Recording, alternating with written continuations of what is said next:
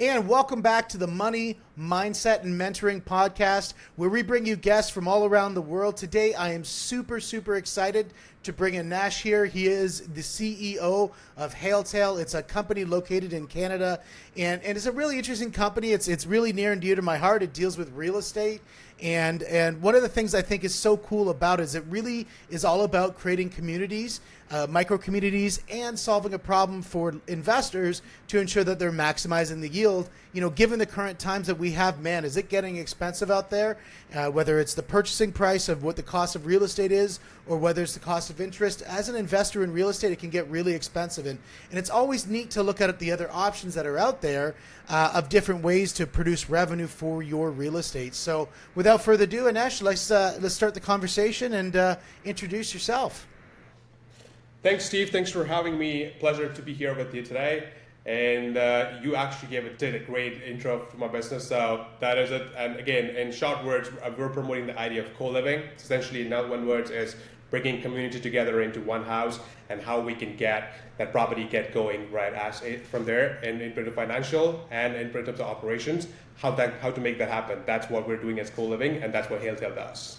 And that's amazing. And you know, that as a birthplace for Hailtail, I think that's wonderful. And I think when you shared with me on our conversations earlier, you talked a little bit about, you know, what really moved you to kind of get this started. If you want to kind of share with our listeners a little bit about, you know, the motivation that happened at the beginning to kind of get this this heading in the right direction. Yeah. So I was always into helping people in terms of accommodation side, although it was not my primary thing at first, but I got really into it because it gave me a huge you started out like an engineer or something, didn't you? I was an engineer. I was an aerospace engineer, and I used to do this aside. But look what I'm doing right now. So cohabitation in the skies. Yes. But look what I'm doing right now. I'm doing this because you can see that's the juice that's giving me right now there, right? So so I started by helping a few people, which became a pretty serious game from there. And I was looking to ideas where how I can help a lot more people at the same time. And that's essentially what the idea of co-living does. I've done hostels, and when I was traveling, went in Europe and Amsterdam, France, and I love to bring that concept up here. And that's what I'm trying, and that's what I'm trying to implement in long-term rental process or mid-term rental process, and how that can help our economy. What we're going through right now is essentially what we're doing. Well, you know, at this time, it's probably one of the most important things in real estate right now is, you know, if you look on both sides, you know, people say both sides of the fence. I think everybody's in the same ecosystem. I think each relies on each other equally. So in that ecosystem, you look at the landlords, and the landlords are saying, hey, you know what? The cost of real estate is tremendously increased. The cost of interest rate is skyrocketed. You know, the baseline cost for plumbers, electricians, anybody to maintain and service the property has gone up, you know, exorbitantly, you know, based on the cost of living. Then you flip over to the tenant side, and the tenants are saying, look, like, I make the same amount of money, but my grocery bill's doubled. The cost of interest on my car that I just bought went up by crazy, or my credit cards or whatever. And the cost on rent has just quadrupled. You know, how do we all sustain? And, you know, thinking a little bit differently, I think helps people solve problems. And I think it's solving problems really for both sides in the way that you're looking at presenting it. Like, let's face it, Friends came out in, you know, I don't know, was it the 80s or something? I think it was. I remember watching it as a kid, so I don't know if that's dating me or anything, but you know, nobody thought anything different when we watched the show. Just a bunch of adults, roommates, you know, in an apartment in New York, and that was just a normal thing. And I think we should be seeing that normal now, living a lot of outside of New York and outside of LA. We're seeing a lot of this cohabitation really starting to kick off because of the raw cost of living. Right, absolutely. Like one of the things which, like you mentioned about Friends, is that, you know, people used to love the show, and they took all the good part. Still do. I still do. Like no brainer. Go to Friends and just sit there. It takes the stress out of your body, right? Yeah. But the thing is that you only look at the good, fun part of it, but you haven't learned the right lesson there. There's a good ecosystem, community, friendship that's gone on here. That's the part which I was looking at, and that's what I'm implementing here. How can we get different people? Essentially, they were different people. They were coming together and living in more than like a family. They were thick friends. right? Yeah. And this happens. This happened. I can tell you an example. This happened in one of our properties there here in Scarborough, for example. Like we brought in people from. It's a 5-bedroom property, and we brought people from different locations, like Indians, and there was Persians. There's guys from a couple from Europe. They came in. They started living there for 7 months. Okay, and that property was only for 7 months. And what happened is when they moved out. Now they're renting a different property, all of them together as a family. They rented out a different. So how cool is that to bring like 6 different people, put them together, and they're not like a family. They know each other. Well, it's not even 6 different people. It's 6 different cultures. Absolutely. Like you were looking at, what did you say? It was a Persian. There was somebody from India. There's somebody from, the Europe or whatever, like, Yes. et cetera. Like that's amazing, and to have them have that sense of community and continue forward with that sense of community and friendship. That's an unbelievable situation. There's a lot to learn from each other, right? The culture, the food. Like there's a lot to teach each other. They got things to talk. They got things to do together. They got things to gel together. So that's essentially the concept there. That's amazing. That's amazing. And how have you found landlords, taking this up as an option to your standard single family rental environment? What has their opinion been on it? What have sort of been the big successes and maybe some of the stumbling blocks? Yeah, I mean, it's obviously a new concept for most of the people, but people who get to see the numbers, get to see the concept, get to see what they get out of the property compared to what they're doing right now, or compared to the fact that they have to sell the house because they cannot just stay and meet the both ends in. They understand the concept, they understand, they like it, and when they actually do it, the minimal efforts that they're required to do in their property to get it out or rent it out or get it back to shape or flip the property at one point, they understand it. And those people are our biggest advocate right now. We don't have to tell them anything. They just go and tell their friends, do this. This makes your life much easier. There's less formalities and we're just getting done. People are in, people are out, they're happy. My house is pristine. So that's what's in there. And I mean, to other people, the individual homeowners who just look at like their house as a baby, for them, oh, you have 5 to 6 different people. But when they understand the numbers, it's a game changer. But it's going to be a bigger game changer for someone like an investor who's talking money, or someone who's working for an investor who's looking at money and improve their portfolio. All they want is cash flow. And for them, we're talking the game changer right now here. Well, what's interesting is when you look at this concept and you kind of hybrid it. I was thinking about this the other day as we discussed this idea of doing the podcast. Is you've got that single person who is looking at buying real estate, so they're looking at getting into their first house, and they want to do a little bit of house hacking. For anybody who's not familiar with house hacking, what house hacking is you buy a part of real estate and then you rent out the rooms in which you live in, and so therefore you can subsidize the space in which you live. My very first property that I bought, I'd house hacked before the word house hack came out. And so I used to travel a lot for work. I did sales training and sales consulting all around the world. I was in Japan, I was in England, I was all over the United States, and it was an amazing experience. But I wasn't at home a lot, but I still wanted to buy real estate. Mm-hmm. And so what I did is I bought a house, and it had 3 bedrooms, and I found 3 buddies to rent those 3 rooms. And then when I came home, I slept on the couch. But I knew I was only home 4 days out of the month. So I was able to make profit on that property that I bought by having those rooms rented out. And, when it came time to move on to the next property, I was going from a position of strength, not from a position of being house poor. So it's not even just, I think, an idea of like this isn't for the investor who's, that serial investor who's got multiple properties, but it's also for that newer investor who's, saying, hey, look, I want to get into real estate. I can afford real estate on my own, but it's not about affording, it's about getting ahead. And how do I get ahead with real estate? Well, if you're just getting into the workforce and you're looking at building up some asset value, house hacking is one of the best ways, I believe, to be able to start building an inventory of properties that you own and really start building your wealth. So I think it's a wonderful opportunity to do that and create community. A lot of those people a couple of them I didn't actually know very well when they moved in, and they've been lifelong friends ever since. Yeah, and one of the key thing that we're not talking about here is the speed of things that we're doing here. we're not talking about going through major renovations or much work. How speed your house hit the market and get the returns that you're looking to get. That's exactly the word house hack, getting there, right? We're not looking at large renovations, not furnishing or staging. Instead, you're getting it out there. People are coming in and then get going. The circle is on. Then end of the month, you get the paycheck or you get the money. Then they're paying your mortgage. Yeah, and you bring up one of the things that I think is really important. I mean, we talk a lot about strategies such as the BRRRR strategy or strategies such as short-term rentals with Airbnbs. When we look at the BRRRR strategy, there's a timeliness to it. And, I own a bunch of properties converted into duplex now. Some of them we did during the lockdowns, and that was really, really painful on the timelines to get things done. You might be carrying a property for 6 months, 8 months to a year, or even beyond, especially if, the city's moving at a snail's pace. You're in a situation where it's going to take a long time to create that duplex.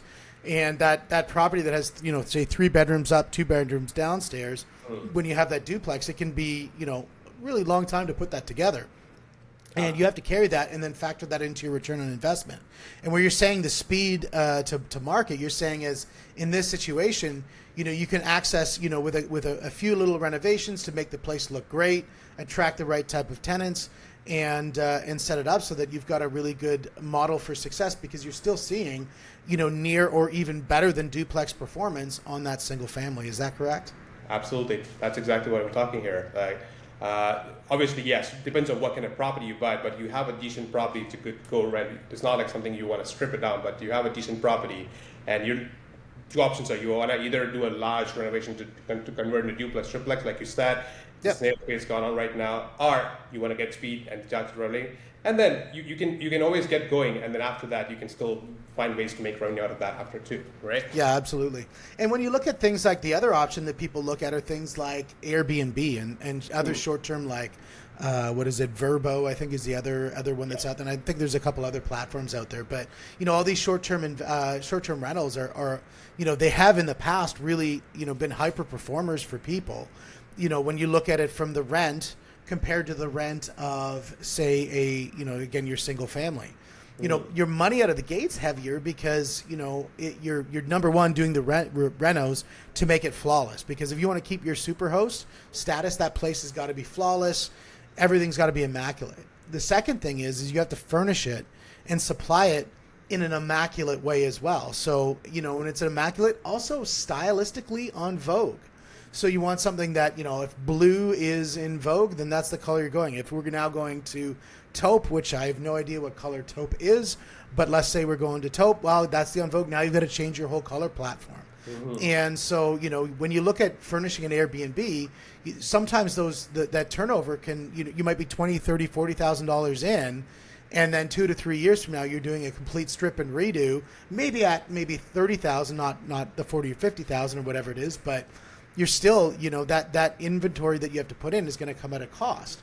And I think what you showed me on a spreadsheet was that when you look at the cohabitation versus the Airbnb, because of that outlay and the maintenance you have to do on the furnishings, it can actually almost outperform, if not does outperform Airbnb. Is that correct?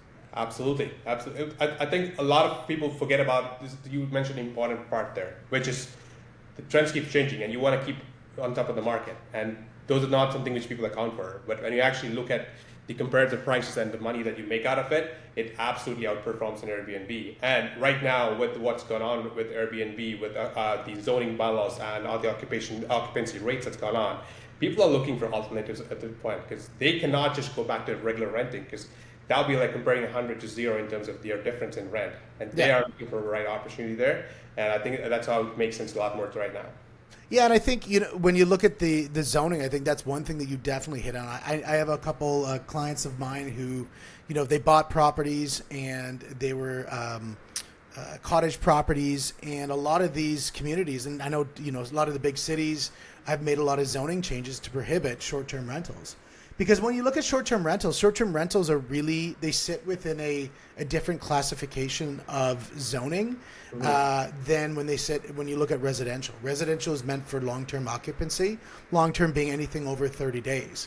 Whereas your Airbnb is, 2 to 3 nights. Well, number one, that sits in certain areas with tax applicable things such as in Canada, you'll have HST that gets charged on short-term rentals where you don't have HST on rent.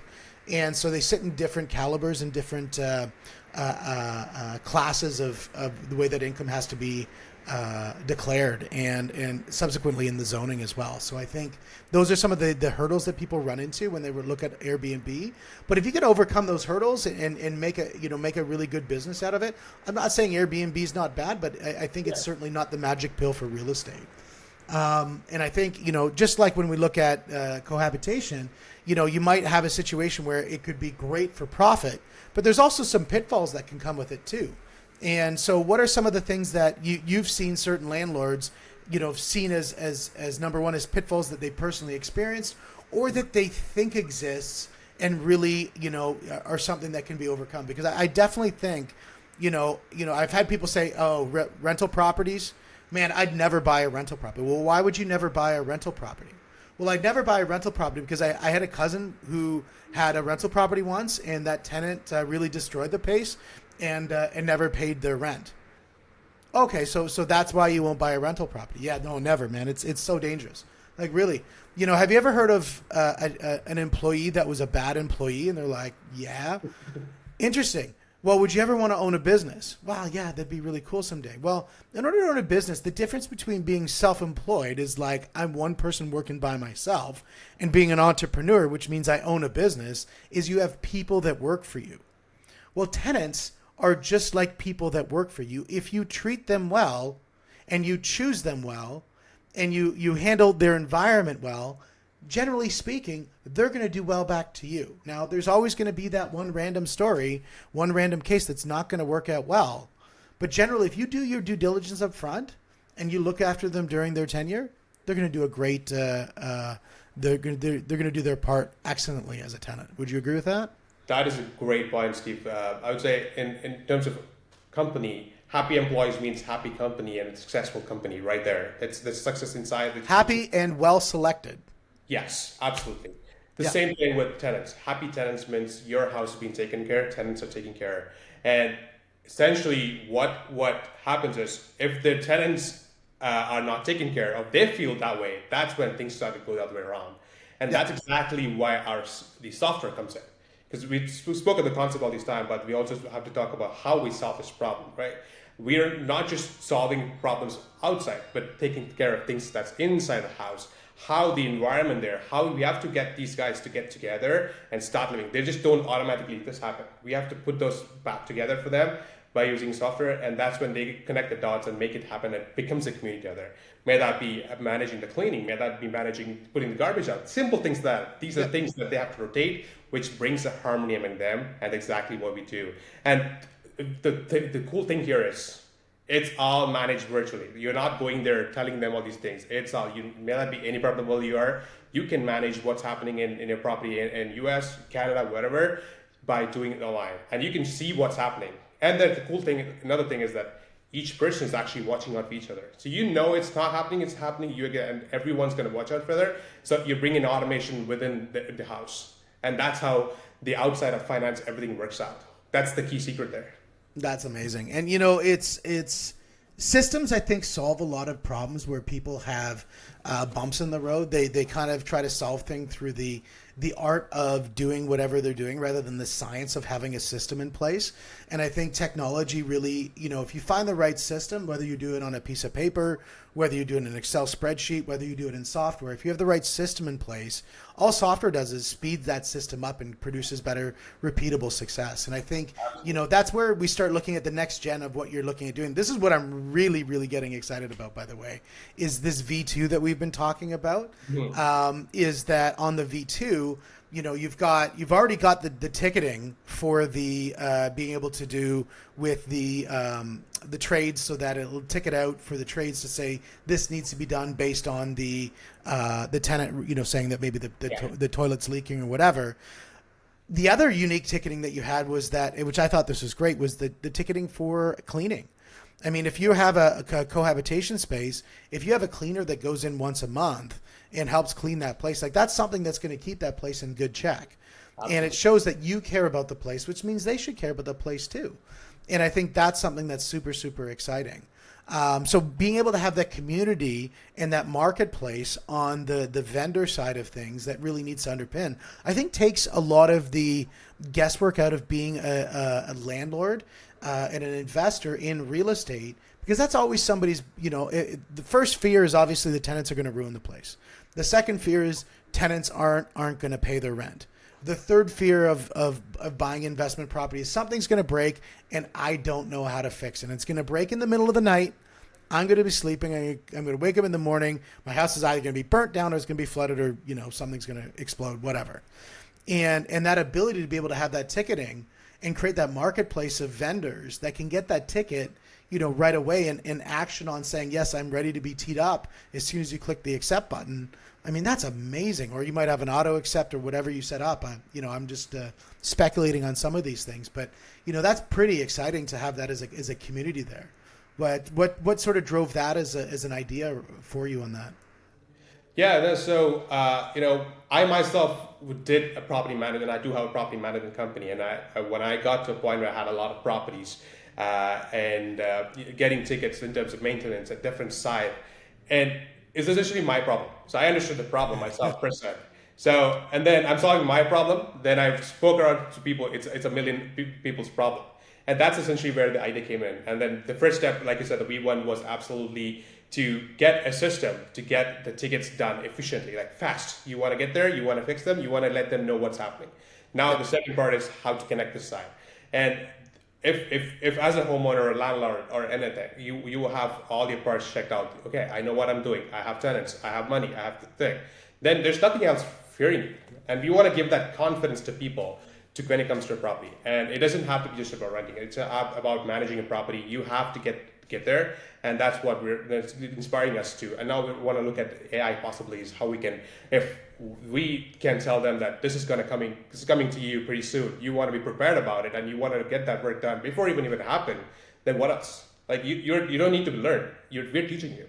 Absolutely. And I think, integration with monitoring systems, one of the things, I kind of want to step back to where we met. We met at Collision, which is an amazing conference for tech startups. I think anybody who's in the tech business really needs to consider being part of the Collision community.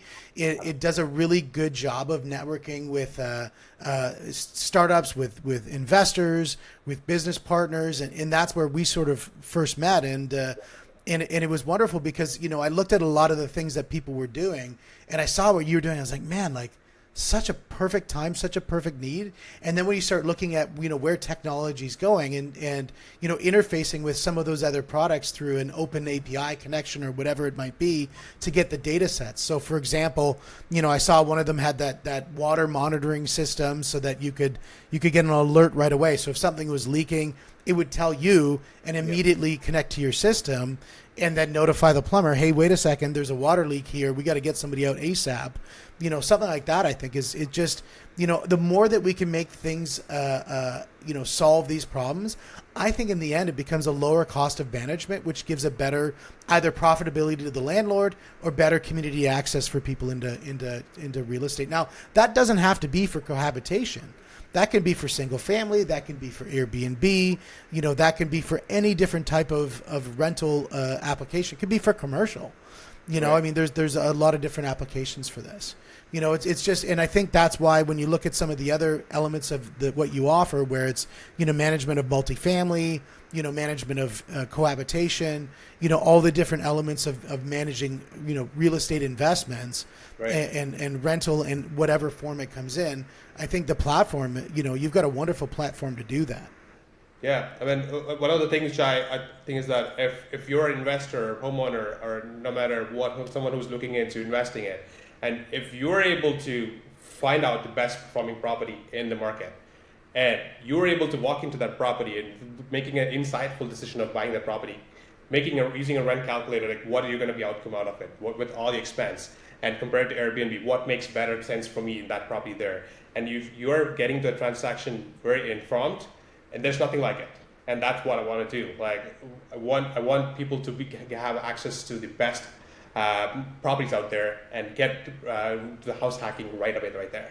But I think that each investor is going to have their own needs in the way that they're going to access the property. The house hacker is going to be looking for investing in one specific way, whereas the seasoned investor who's got multiple properties is going to be looking at things a little bit differently, and be able to normalize using whatever their conditions are to a specific number of a return on investment. Like everybody talks about cash flow, talks about capital appreciation, all this stuff. I mean, let's just normalize it right back to how much money did I put out and what is my return over whatever period of time. This way you can normalize and say, my Airbnb gave me a return of this amount.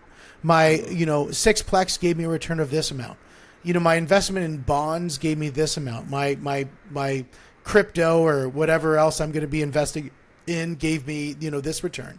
So then you can look at all the different returns and say, based on those and my risk profile and the amount of capital that's required, the amount of credit that's required, what am I able to do based on these different scenarios, and where will my return come back as? And I think, those calculators that you're working on and producing those are going to be unbelievable tools, for landlords and for investors to be able to use, and for house hackers to be able to use to say, hey, this is the house that I think I can get into. Because, correct me if I'm wrong, I think you worked on partnerships to bring in data sets, from different, data brokers for rents and that kind of a thing to pop it in. Yeah, in different areas so that people can look at it and see what are the data brokers say? Like what are we seeing from that side? And I think being able to pull that in gives people, some upfront basic information before they can make that decision. And I think that is a really strong feature of the software for sure. Thanks. We're as a team, as a company, we're stoked about developing it, and it's a lot of help from a lot of people, and especially from you and people who are in industry experts. And that's what we want, because that's what we're building, something which means people who are involved in industry. That's kind of what we're building, and we're pretty excited about it. And we do have it up there, and we keep improving it. How, like I said, if I put my $5 into it, what's the best return that I can get from $5 out of that? That's essentially as simple as that. How we can give it in front of you. That's what we're working on. Well, the best thing is listening to your customers, listening to the market that you want to get into, rather than telling them what you're going to do is going to give you a faster out the door to give you a base of revenue. Your market's going to tell you what's important. You might think something's important, and it's not. You might say, I'm going to try to tell the market what they're going to buy. Well, if you're big enough, you probably can do that. But when you're small, it's going to be very difficult to do that, because, what you have done is you haven't created something that is, completely revolutionary. It's not like you made the first wheel. It's not like you sent the first man to space. But man, are you solving needs in the market, especially in a timely position where, Airbnb, returns are going down, where interest rates are going up, where vacancies are at an all-time low, and, incomes are struggling. And I mean, you've got such a perfect timing to create a solution to solve so many people's problems. So it's listening to them and saying, tell me what the problems you're having, and we're going to make this a massive success out of this. And I think your pivot on it, especially getting the calculators in there, I think that's huge, because then people, before they get into the situation, they can make the decisions before they get there. I mean, my biggest thing for people is do some work up front before you make a decision. When people are buying, if it's a small decision, like buying a candy bar, who cares? But when you're going out and investing, a couple $100,000 and tying yourselves to, potentially $1 million worth of mortgage debt, you're going to be in a situation, you got to make that decision intelligently, because it's going to lock you up for a period of time, because you can't exit. It's not like a stock where you're like, oh, I'm watching it go down, I'm out. There's going to be a cost to enter and a cost to exit. And that generally means you have to be in that investment for a period of time. So you've got to make the right decision. And having those numbers up front really helps you make the right decision. And especially if you do that early. Like my belief is when people, especially the first time they're ever buying investment property, they need to be spending 2 to 3 to 4 months minimum in advance, acclimating to the market, acclimating to the, what's out there, acclimating to the rhythm. And if they're doing that, especially armed with calculators, so they can focus on the most important thing, which is risk is 1 and numbers is 2. So if they can be comfortable with the risk of the investment, and then second of all, they can be comfortable with the numbers and the true return that they're going to be getting, I think those calculators prove themselves invaluable. And as a real estate agent, I think you would only be doing a disservice to your client if you did not provide them with a true calculator. The amount of real estate agents that I talk to that don't have calculators for investment properties, and they just rely on the client to be able to do their own work, I think that's a disservice, in my opinion, as a real estate agent. I think, giving them guidance to say, hey, look, here's a calculator that I've used, or here's a calculator that, a lot of people have been using, such as the one that you're creating. And, I think that is doing a good service for your client, solving a challenge that they definitely need to be answering. Yeah. Looking at it, you yourself telling, because you're a realtor and profession too. So you yourself telling it's my customer telling me, right, this makes sense to my customers. So that itself right there is an approval in one way. And essentially that's what we're looking to hear from the people that we're working with. As a guy who owns multiple properties, as a guy who's been in real estate for over 10 years, as a real estate agent, as a guy who owns a mortgage broker with multiple agents, distributed across the province, it's something that we see all the time. We see people getting into investment properties and not running the numbers up front. And the first thing we say is, why are you not running numbers? You've got to be doing that. And so that's why I see it as a need, is because I want people to be educated, because I don't want people to be afraid of investing in real estate. I think real estate, when you invest in real estate, you provide access to people who could not live in that asset class if you didn't buy it and rent to them. Right. Most of the people out there, if you did not buy single family, well, they wouldn't be able to rent single family. People look at landlords and they think landlords are scooping up all the properties so nobody can buy them. Well, they're scooping up all the properties so that person who couldn't buy that property now is able to rent that property. So they're actually providing access to properties that were once never available. People, if they rented apartment buildings. They rented in spots that weren't that single family in that neighborhood, or weren't that semi or whatever in that nice neighborhood. So I think it provides a really good access. I had a friend of mine just a couple of days ago. He's moving from one property to the neighborhood, and if somebody wasn't renting the house down the street, he would have had to move his kids out of the school district. But because other properties are available of these single family homes, he's able to move into something that keeps his kids in the same school district. So I think that's paramount to keep on providing these availabilities to people to be able to. Landlords are not the bad people. Landlords are good people. For the most part, they're looking at, hey, I've got a bunch of money and I want to put it back into the community and invest in my community and build housing for people. Are there some of them slumlords? Of course there are. Are some of them that are absolutely amazing people? Of course there are. And there are a lot of people in the middle? Absolutely. Just like anything. Yes. Yeah. Yeah. I agree. Landlords are an important part of the equation, and this equation is not complete with that part, because they are the one who's making it happen, and that's why people are able to rent. May that be in any location, any posh location, anywhere.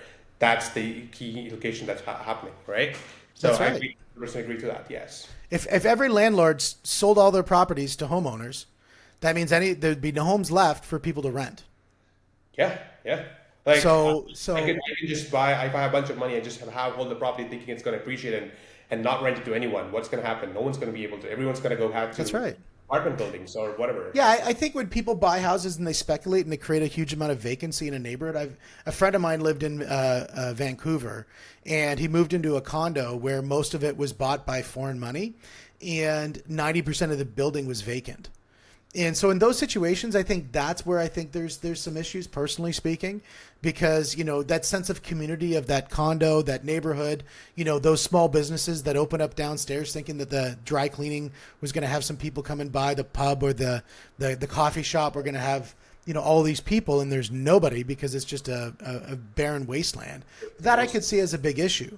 Landlords who buy it with the exact purposes of having somebody occupy the property, I think that's a beautiful, and it should be a well-supported area of the Canadian market by the governments, by the municipalities, by the bylaws to ensure that people have that occupancy. And the same thing applies when you look at cohabitation. is that bylaws, municipalities, where people are looking at saying they need to provide affordable housing. Well, right there, that word alone provides affordable housing, because it takes that cost and divides it up by a number of people so that their incomes become greater than what the rents are, and they can be able to support the costs that's been burdened on the landlord. Exactly. And this is exactly what we're actually having a chat with City of Toronto right now, in terms of they're looking ways to say that we need to increase our the new mayor. She's all in for it. And we're having the solution right in front of you. We just need to be on the same side and get this adopted. And people are finding value out of it. That's just what we're trying to, and we're gonna get there. Oh yeah, no, I think it's something that, again, Friends came out a long time ago, and it's something that will definitely resonate in a lot of the municipalities for sure as we move forward. When we look at some of the other thing that I think is exciting, when we look at finding properties, you're building that AI to be able to look out into the market and look for properties based on people's specific needs. I think that's really cool. I think creating the sense of community with the chosen mortgage broker, the chosen real estate agent or financial planner, with your white labeling of the product, I think that's pretty interesting, because I think it allows that person who helps them find that property, who's helping them to ensure that they're hitting the returns, being able to see the fruits of their labor and being able to work with them to consistently help them build their portfolio and support their portfolio. I think that's amazing. And for the real estate agent, let's face it, it helps them with their branding. Right? I mean, a real estate agent who can have all of their investors in one spot, managing all their properties, looking at that magic ROI number front and center on the dashboard to see this is what those properties are producing. I think that right there alone is one wonderful way to cement a long-term relationship. Because if everybody's making money, man, that's a beautiful situation. I agree with that. Now, when we look at running the business of Hailtail, let's talk a little bit about, some of the things that, when you first, there was day one when you first said, you know what, I'm going to make this a business, and talk about some of the business elements of what it took to get into the startup world, to say, I am now going to start this full time. I'm leaving my other job and now making this my endeavor. Talk a little bit about, the mindset that it took to get there, and what was going through your head when your friends probably thought you were crazy. Oh yeah, a lot of people like saying no to that paycheck was it was crazy for a lot of people. But I kind of look at the bigger picture there, and I kind of wanted to make myself believe that I'm able to do it. So what I did is I became the other side here. I did it in person, no software, nothing. I did it in person to see what I'm saying is possible. And I understand, and I got the belief, and I got the trust, and that's what. And I didn't need any other reason to go back in there and then re-ask my question: do I do it? I made a decision to start the business. I made a decision to do it in scale. I have the equation correct. I have the problem rectified. Let's do it. And true. And I'm a new entrepreneur in terms of startup world. So that's why I think the accelerators it's a game changer for me too. It gives a different change in mentality of how you think, how you want to grow, how you want to scale. That helped. So Antler was the first one that I was there. They was working with a bunch of VCs there. They invested a little bit in at the beginning, and that gave a great inspiration and coaching from them, and then how you want to look at the business. Because it's when you look at a little different, it's a bit different from how brick and mortar, but at the end of the day, it's all revenue. But at the same time, you want to look at the bigger picture. You want to always continue to grow. And at the same time, you want to also make revenue. These are three things you keep in mind and keep growing. And that's kind of what me and my partner triggered on, and we decided, okay, we're going to go full in and rock this out. Now, when we look at revenue, that's one of those things that I know a lot of startups, it's funny because I've spent a lot of time in the startup space, and it always seems like it's the dirty word. People don't want to talk about revenue. They always want to talk about, their which round of financing are they getting? They want to talk about their angel funding. They want to talk about those two beautiful letters of the V and the C, and talk about all the debt or all the equity they can give away. But a lot of times they never really hone in on revenue. And I think revenue is one of those things that it's either going to get you at the beginning or it's going to get you at the end. I've seen a lot of these startups, they raise, an enormous amount of capital, and then they ended up, absolutely imploding because they don't have any revenue. And one of the things that we had talked about when we first, started in working together on some of the things that we're doing was really honing in on the idea of, number one, getting our mindset right around revenue and revenue, and the importance of, that's one of the most important things when running a business, because it's the lifeblood of your business. A lot of people, when they're looking at, man, I'd love to add that extra feature, but I don't have the money. I'd like to hire that extra person, but I don't have the money. Man, I really want to go to that. Oh, I don't have the money. And you're either gonna solve that I don't have the money with debt, or you're gonna solve that I don't have the money with revenue. And the idea of being able to think big and to be able to 10x your goals, you've got to be able to start focusing on 10xing your revenue. And talk to me a bit about that mindsets, pivot that happened, as we sort of started our discussions, and sort of what went through your brain as we went through that dialogue.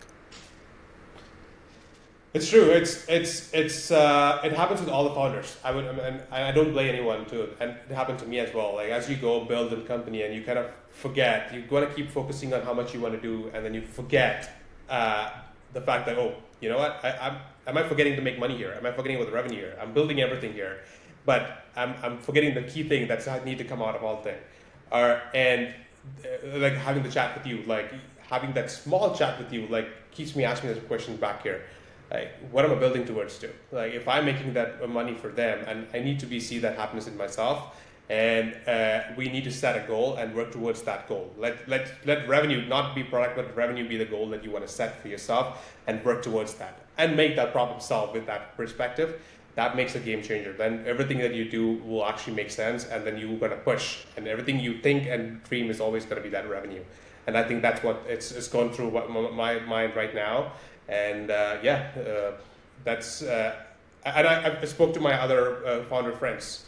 They went through the same thing, and some of them have failed, some of them have had to quit because they went too far, pushed it too hard, and then end of the day, all the VC funds, everything's stopped because there's no revenue.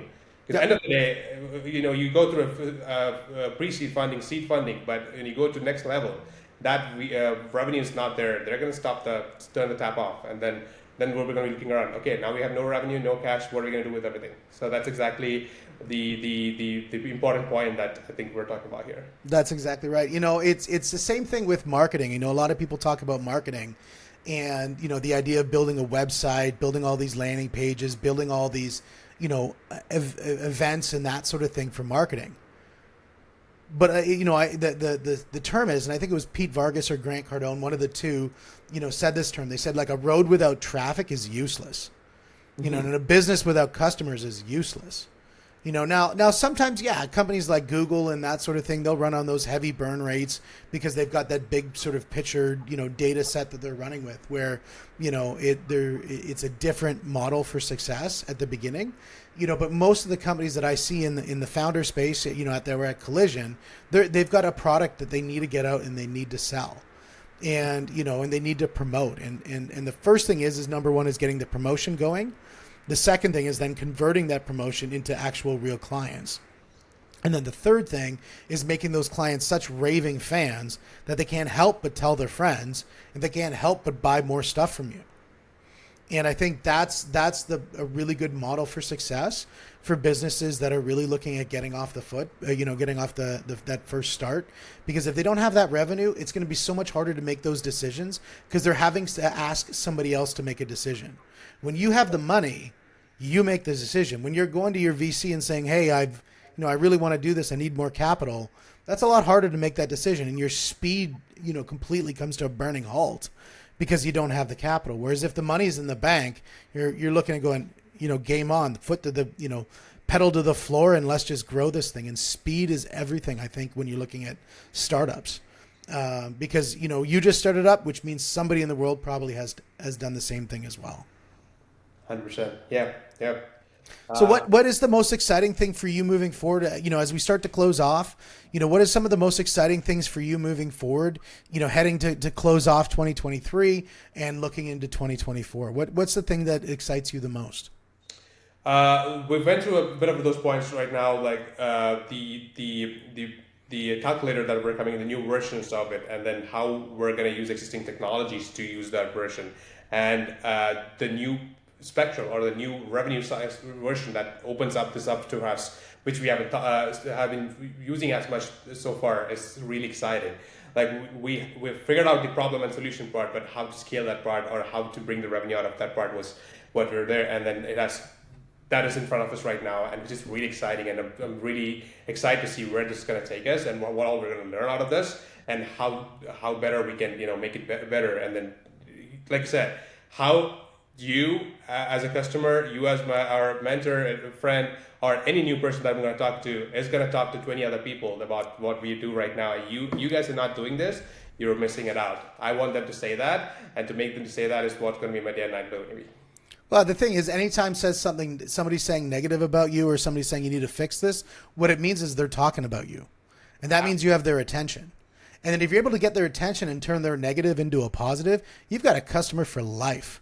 And because it means that you listen to them. And the amount of people who are out there in the world that don't have anybody listening to them, and that they just feel like they're just a little blip in space. Mm-hmm. And if you actually say, you know what you told me is extremely important. And in fact, it's so important that we're going to make dramatic shifts in what we're doing here to make sure that we solve your problem. That's the way that you can absolutely, completely dazzle your clients. So I think that's fantastic that you have an open mind and a willingness to grow with your clients' needs. I think that's fantastic. The last question I really want to end off with is, when you were watching Friends, who was your favorite character? 100% Joey. Ah! He's the bond there. Because we're bringing the communities, and he's the person who's keeping the smile in people's face, and that smile is getting them running. So 100% Joey. Nice. I mean, Chandler is a good part, but Joey is the fact that excites Chandler. So Joey is. And what about yours?